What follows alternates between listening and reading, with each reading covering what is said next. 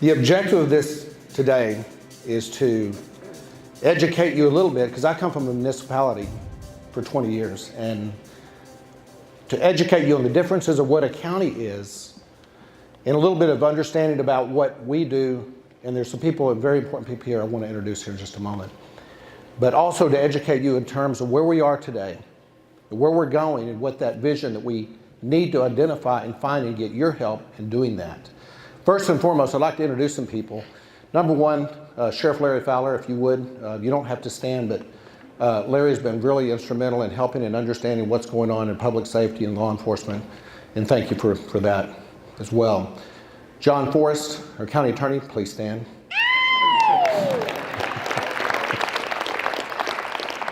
Thank you for your help as well. Most importantly, and again, as being county judge, I was sworn in September 7, which was a vacated position when Judge Riley retired. And I can't imagine coming up here on this stage and not having the last 4 months of knowledge and experience and sitting here wondering what I'm about to get into. And it's been wonderful. And a very special thank you to the commissioners I'm about to identify here today. But I want to go ahead, Larry, Mr. Dugan, would you step up? Commissioner Dugan. Steve Dugan is Precinct 4 Commissioner, which is this precinct here. And Steve has been, how long have you been with the Parker County? What's that? How long have you been with Parker County? Oh, 34 years. 34 years. Okay. Precinct Commissioner Larry Walden, would you please stand? Thank you. These are, county judges, it's one vote. And it's, if you really do the math about it, when you're on the Commissioner's Court, you need 3 people and you need a cohesive Commissioner's Court. And it's really been a privilege to work with you gentlemen. I also want to move down the aisle just real quick here. I'm looking at the clock, I've got 27 minutes, so I should be good. But we have a new auditor, Brianna Fowler, would you please stand? And she just took her oath, and also with coming on board, so I look forward to working with you and starting with the budget process that's coming up. And a very special group of people that, in working together, is Lila Deacle, who is your new county clerk. If you would please stand. It's been, Lila and I, it's funny that through the campaign process, it seems like in a 910 square mile county, we seem to cross paths more than anybody. Jenny Barnwell is our treasurer. It's been a pleasure working with you as well. So you don't have to stand, even though you weren't going to anyway, I'm sure. I'm going to miss somebody out there. I'm not going to go here with Judge Townsend because he's looking for my phone over there and I turned it off, so you won't mess with that. But I want to go ahead and jump into this. And again, how we'll do this is get through this and go through this fairly quickly and then have about 10 minutes after for questions, because I did this presentation before and it ran about an hour. So I cut out a lot of it, so don't worry, they're going to cut me off anyway in 30 minutes. But I cut out a lot of it. The key of it is I want about 10 minutes of your time after, because one of the most important things that I want to say here today is strategic planning and vision of where our county is going. And that vision is not going to be just identified by the commissioners, which we're going to be doing, but we need your help as well. We need your help to identify it's your county and where we're going to be going as a community with the growth that we have coming. But I want to start with, we have a video. I have a couple of videos. And I want to start with a little bit of education about what a county is. If you would go ahead and start that. Texas, one giant state made up of 254 counties, each one as diverse in population and economy as it is in geography, and each with a local government where the local folks make decisions that work best for where they live. And it's been that way since Texas became Texas.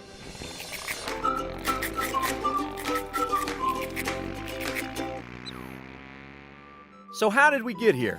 Well, it's a story that goes all the way back to Spanish rule. You see, when Spain first arrived in Texas, they really liked the land. I really like this land. But they found the lack of organization very troubling. But I find this lack of organization very troubling. So they had an idea. Hi!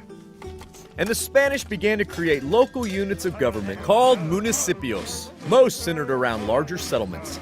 These municipios continued into Mexican rule, and when Texas became a nation, they became our first counties. Because you see, without any local government, the Wild West was truly wild. Disputes were settled not by who was right, but who had the biggest gun. And you could own cattle, well, until someone stole it. Dagnabbit! Oh, man. And nobody was building roads, which made it very hard to travel without getting lost. That's why the counties were created. You see, the county builds roads to get folks where they need to go. They help protect property by registering cattle brands and land deeds, so the dogies can come on home, along with record other happy milestones like marriage and babies. They establish rule of law and provide justice through the courts, so bad guys go to jail, no matter how big their guns are. This is just a small piece of what counties do for their citizens, and to this day, county government remains strong, yet flexible enough to adapt to the needs of each unique county community, which are as diverse as the people who call Texas home. And that, my friends, makes counties distinctly Texas.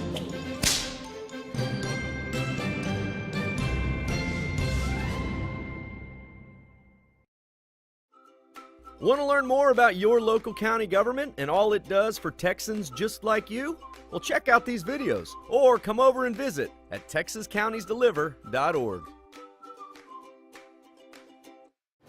So I want to go through just a little bit about, you can read what I have up there, but it does not even come close to what a county judge does. And I thought I knew, and you can say, you know, it's 40% of your time as a county judge does judiciary responsibilities. This morning alone, I did 25 probate cases. And then this afternoon, there's some mental competency hearings and some other cases that I'll be hearing this afternoon. So about 40% of my time is about judiciary responsibility. And I didn't put that number really in perspective because of all the other things that we do. It's incredible how you have to manage your time to do other things as well because of all the hats that you have. But as you go through this, one of the most important things up there that I can't say enough about is working with the Commissioner's Court, because we have to work really cohesively together. Because again, if we're divided, we're all one vote, but as we work together, that's the most important thing. And again, I really, my hat's off to these commissioners for what they do. Broad judiciary responsibilities again, and when I went to some of the training classes, it's a wide variety as you go through 254 counties in the state, that some hear criminal cases, some hear, you know, misdemeanor cases, and others don't hear anything, like Judge Whitley in Tarrant County does not have any judicial responsibility because of the size of the county. So here it's probate, mental competency, other different types of more like just non-criminal cases that I hear is really what I do now as well. But it's heart-wrenching when you get into some of this because you don't have to be an attorney to do it, but you got to have the right temperament to do it, to listen and understand, because there's some really difficult cases that you have to hear. So go ahead and move to the next slide. I want to talk about the Commissioner's Court a little bit. These are really the ones that really set the budget and tax rate along with myself. We present the budget to them. They approve that pie of money, where that money goes, whether the roads, you have the Road and Bridge Fund. We approve all that. They set salaries and benefits. Each commissioner, as well as the county attorney and all the other responsible offices are elected, that's their domain. They are the CEO of their respective office. So it's very important to understand that, how that works. And it's really unique that we all work together. You have appointed officials, you have elected officials. We all have to cohesively work together to get things done. Quitting.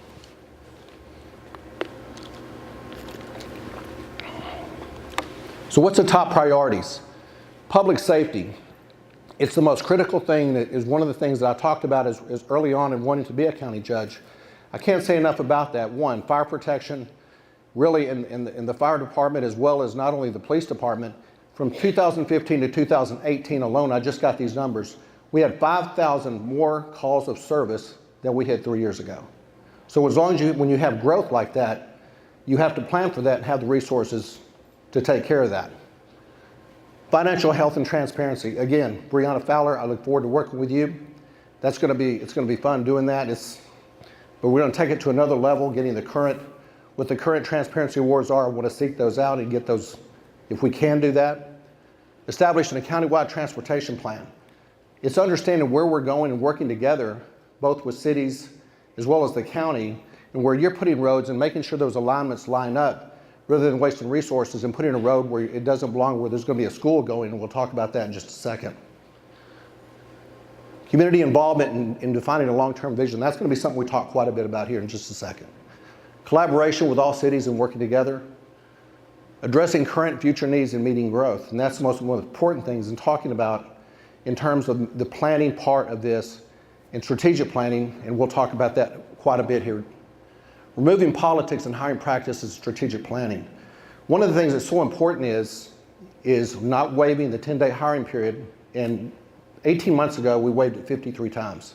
So one of the things I really want to do is make sure that we're hiring the right people and putting the best people that we can and interviewing those, and I think we've only done it like 4 times now, and we've done it, we looked at each and every one of those. When it makes sense to do that, we do it. But we really rely on the department heads to tell us if you need to do that or not. So that's very important to do. Economic development, bringing high wage job growth to this county. We cannot sustain growth by just bringing retail here, but we have to bring those high wage jobs here if we're going to continue to change the dynamics for our county and get the taxes off your back. Balancing the rural integrity really kind of ties in with that, because as you bring high wage job growth here and you bring industry here, does that change who we are today? Does that change in the landscaping that we have as you go through, especially in Springtown, and go through Aledo and some of these areas, and you look at what some of these beautiful areas that we have? Do we want smokestacks here? No, absolutely not. We want to maintain that rural integrity of who we are while balancing bringing those high wage jobs. And that really comes with a vision and working together and identifying what that strategic plan of growth is. Asset management. That's something we'll talk about again in here in just a second. Improving internal functionality of county. It's really interesting to work and learn, and I've tried to go through different departments and understand what they do and who they are and how they work together. And I'm going to be candid, I'm going to be just kind of plain spoken here if it's okay with you. We can do a better job of working together in different departments and cohesively getting along and getting things done and maximizing taxpayer money. And it's one of my goals to get to know each and everybody, to understand what they do and how can we help them accomplish what they can do. And again, working together is so important. Lowering the tax rate while meeting county needs. Well, you talk about a loaded thing to say here. Because going into this with a new auditor, everybody wants to lower your tax rate. And again, we have a lot of challenges. We're going to go through that in just a second. We're going to talk very quickly with that. But lowering the tax rate is my goal, because when you set the threshold of the effective tax rate, you don't factor in what the future growth or the future development is coming in. It's basically bringing in the same revenue that you had last year. You could lower the tax rate, but you're still paying the same amount of tax dollars. So what I'd like to do is work with the Commissioner's Court and our new auditor and figure out how we can work together and bringing this new development in, defining how that's going to get that tax rate down. That's going to be critical, because I want to get money out of your pocket and I want to work more effectively. And we've got another video coming up here in just a second. We'll talk about that. But about 16% of what your tax dollars are goes to the county. We fund all these things that I'll share with you in just a second. Hey honey, I grabbed the mail. We got something from the county. I think it might be our property tax bill. Oh, it can't be that bad. So you just opened your property tax bill, didn't you? Seems like a lot, doesn't it? And you're probably wondering why the county would ask for that much money. Well, it's a bit complicated, but let me explain.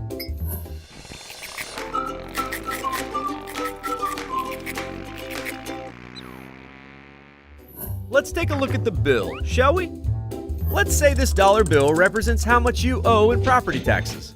Now, you may send that money into the county, but they don't keep it all. Oh no. On average, more than half of that bill goes directly to your local school district. About 16% goes to your city, if you live in one, and about 12% goes to special districts like a water district, hospital district, or community college.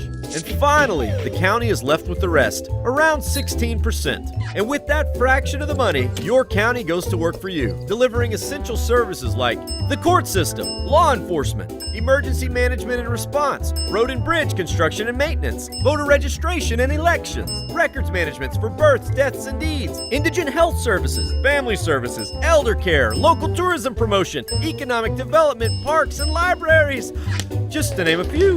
And they do all of this with just about 16% of the property taxes you pay. And that's not to mention handling the billing, collection, and disbursement of all the rest of that money that goes to the cities, schools, and special districts, which is why the county's name is at the top of that bill there.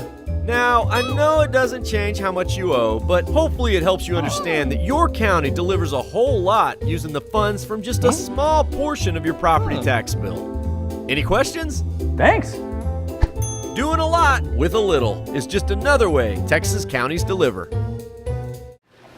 It's a good video. I'm not real big on the actors, but the thing about that that's so important to get is understanding what do counties do, and what is the role of the county versus the municipality, and how we work together in that relationship, and working with municipalities is so critical. But you mentioned economic development, and that we'll talk about that a little bit. That's an area that we need to focus on and collaboratively working together with our other neighboring cities. The first 120 days, which again I talked about earlier, I could not imagine being up here. And it's really odd too, because this is the first time in not being the mayor of Hudson Oaks that I share this stage with you. And so I sometimes think back in some of the fun times that I had, but now it's a different world of what exists in terms of the county versus what we did as a city. In the first 120 days, really got the approval with the Commissioners Court, and I commend them for this, is to moving from a part-time fire marshal and a part-time EOC, Emergency Operations Coordinator, to a full-time, and really focusing more on public safety. And again, we talked about the numbers and getting from Sheriff Fowler.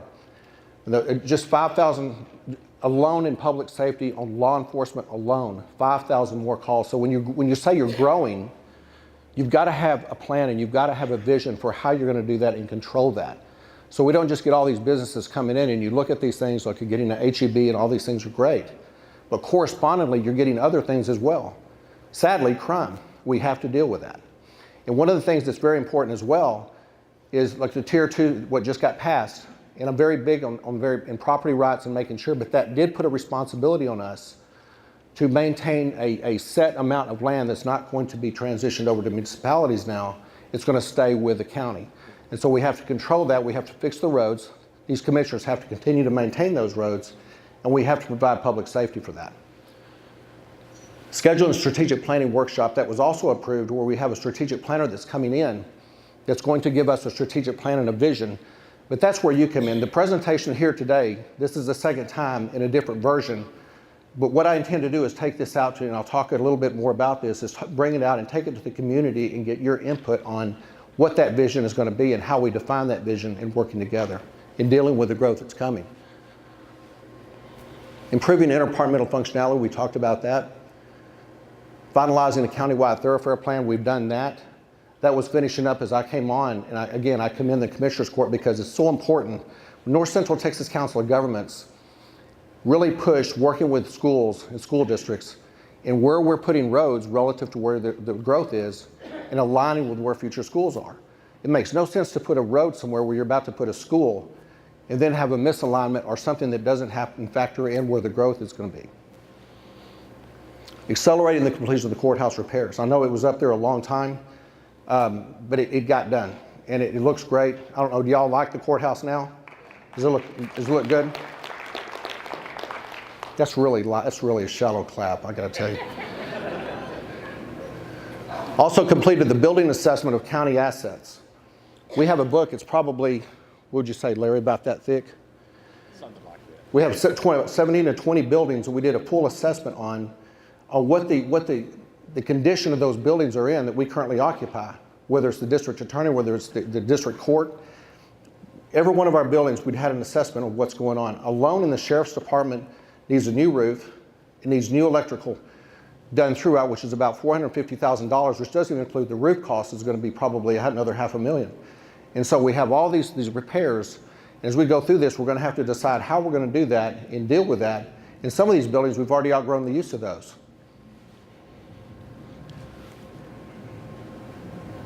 I completed pretty much in 3 months because of the demand within, I know this is scary, for those of you who know me, I was here 4 days and I heard a mental competency hearing.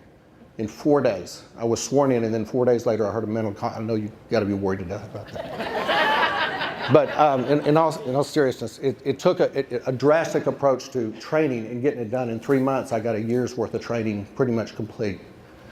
On the judiciary side, effective now, I assume all responsibility on judiciary training, whether it's probate, mental competency, everything that goes with that, with the county judge of Parker County, I now have that. Working with Sheriff's Department and redeploying officers to minimize response times. We have 5 new officers out. We redeployed 1, which now we have, which helps drastically get down the response times. I was appointed to the North Texas Region 9/11 Board of Directors. And when you get your phone bill, it has on there a tax on it, 50 cents tax. Where does that go? Because that's for the 9/11 cost and them charged. That typically, historically, has gone to the state, where it goes into their general fund, and then they use those funds, and typically, in most cases, we rarely get any of that back. Sometimes we do, and sometimes we don't. So one of the things that we've done is we've localized that and have a localized board of directors, which I'm on, and I can assure you that money is going to be coming back to Parker County.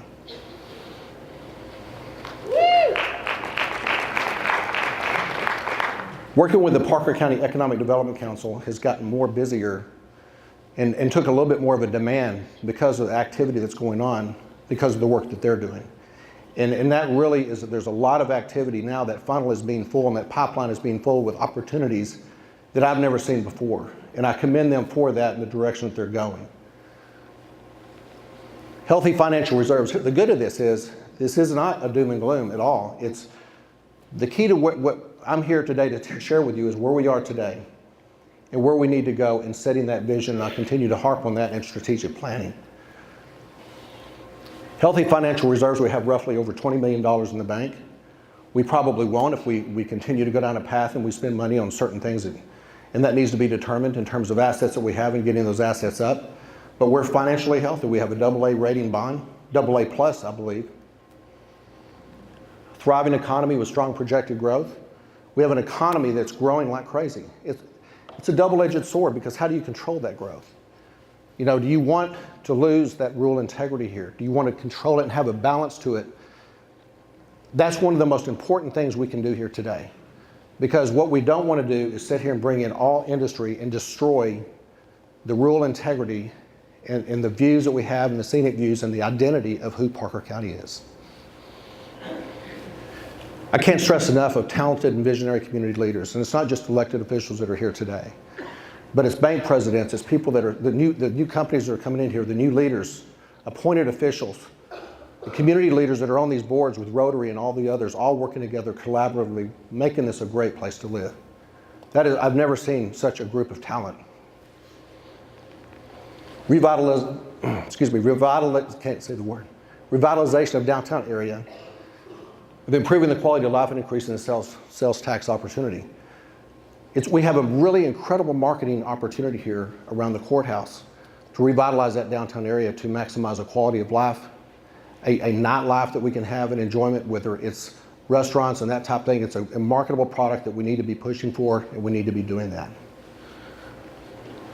Water concerns. It's not the county's responsibility to give you water. It's not the county's responsibility to build a reservoir, but it is the county's responsibility to make sure that I think we provide a leadership position in working with the Upper Trinity Groundwater Conservation District and making sure that we're all working together and bringing and listening to the needs of the community. And Commissioner Walden and myself have been very heavily involved in that, in working with the Upper Trinity Groundwater Conservation District. Need for countywide transportation plan. Again, more than the thoroughfare plan that we just did, we need to have a countywide, because currently going east and west I-20 isn't going to get us there.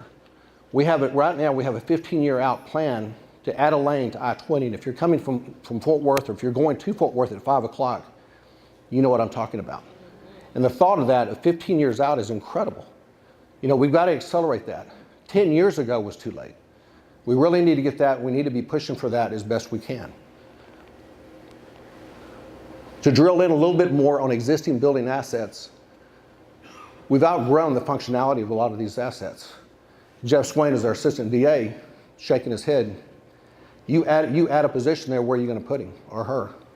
You don't know. You don't have a clue. But we've outgrown many of these assets that we have. We have to plan for where we're going to put people and how we're going to deal with the growth. I cannot stress that enough. I want to also just a little bit about that. You have a district court. Who's all been on a jury panel? Be called for jury duty. Are you cramped in?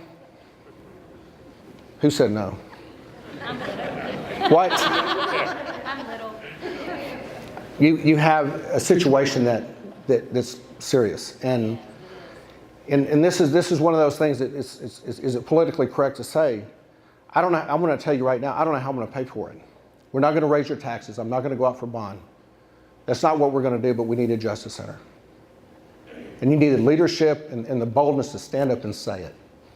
And we need to figure out how we're going to do it. We need to plan for it. Right now, there's no plan, and we need to do that.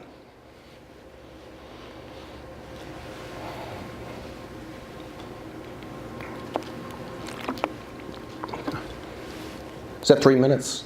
Yes. I'm running out of time to talk. Okay, I'm going to talk quick. Relationship with counties, again, that's very important. Long-range planning. We talked about that.